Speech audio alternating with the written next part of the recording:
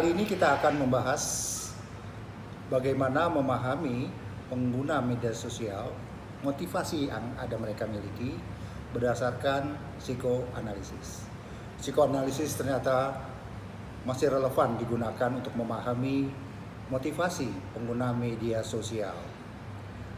Jacob Johansen dalam bukunya Psychoanalysis of Digital Culture itu menjelaskan bahwa struktur mental atau dimensi-dimensi psikoanalisis dari Freud seperti id, superego, dan ego itu menjadi penentu untuk menentukan apakah seorang menggunakan media atau tidak menggunakan media.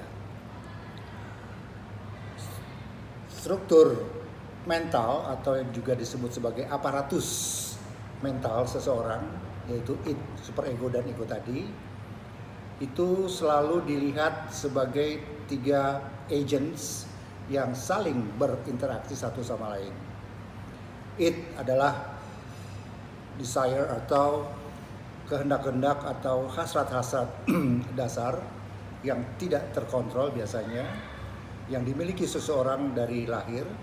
Sedangkan superego sebaliknya adalah bagaimana sebetulnya dalam proses sosialisasi seseorang ditentukan oleh berbagai faktor di luar dirinya seperti lingkungan sosial dan sebagainya.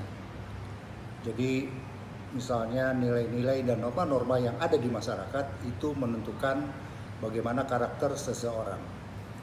Nah, kadang-kadang id dan superego itu konflik, artinya berebut dominasi gitu ya untuk menentukan ego seseorang.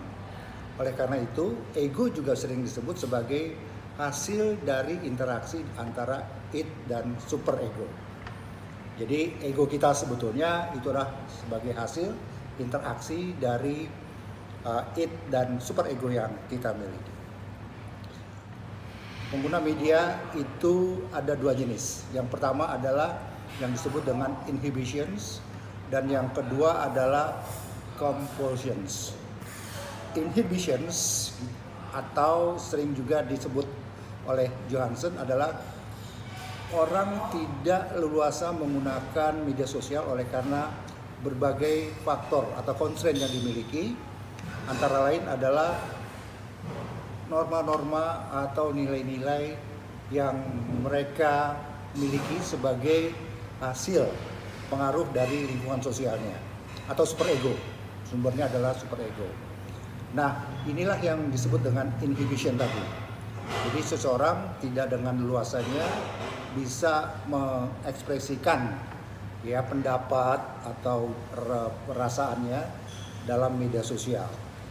Sedangkan jenis yang kedua itu yang disebut dengan compulsions. Compulsions itu adalah justru di mana id seseorang itu dominan. Jadi hasrat-hasrat yang terpendam oleh karena ada teknologi komunikasi ini yang menjadi alat untuk bisa melampiaskan keinginan-keinginan untuk mengekspresikan dirinya itu sangat terbuka. Oleh karena itu compulsion ini adalah ciri orang yang selalu ingin eksis di media sosial.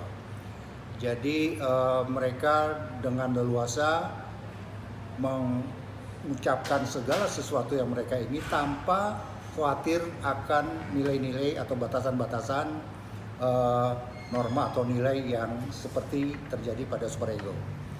Nah, itu adalah compulsion. Jadi orang tidak menggunakan atau menggunakan media sosial itu ditentukan oleh id atau super egonya.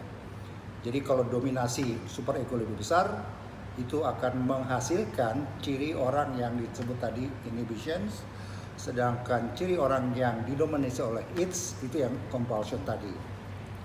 Kadang-kadang interaksi antara id dan super ego ini itu menjadi hal penentu apakah orang bisa mengutarakan hasrat atau pendapatnya media sosial atau tidak. Ego adalah sebetulnya agent yang menjembatani antara id dan super ego. Jadi ego kita adalah sebetulnya hasil dari interaksi id, dan superego. Jadi sebetulnya yang muncul di dalam media sosial, orang akan melihatnya ego atau skin ego ya di luar ya, tapi dia tidak pernah memahami bagaimana sebetulnya interaksi atau bahkan interaksi yang berujung pada konflik itu merupakan konsekuensi dari tadi kecenderungan yang alami dimiliki seseorang atau nilai-nilai norma-norma yang mereka peroleh dari lingkungan sosialnya. Itu kira-kira yang menjadi analisis Johansen terhadap pengguna media. Jadi sekarang kita tahu ada dua jenis pengguna media sosial. Yang satu adalah inhibition, yang kedua adalah compulsions. Jadi jelas bahwa compulsions itu didorong oleh dominasi id seseorang, sedangkan yang inhibitions justru superego yang banyak mendominir karakter seseorang. Demikian untuk sementara bahasan mengenai motivasi pengguna media sosial. Terima kasih.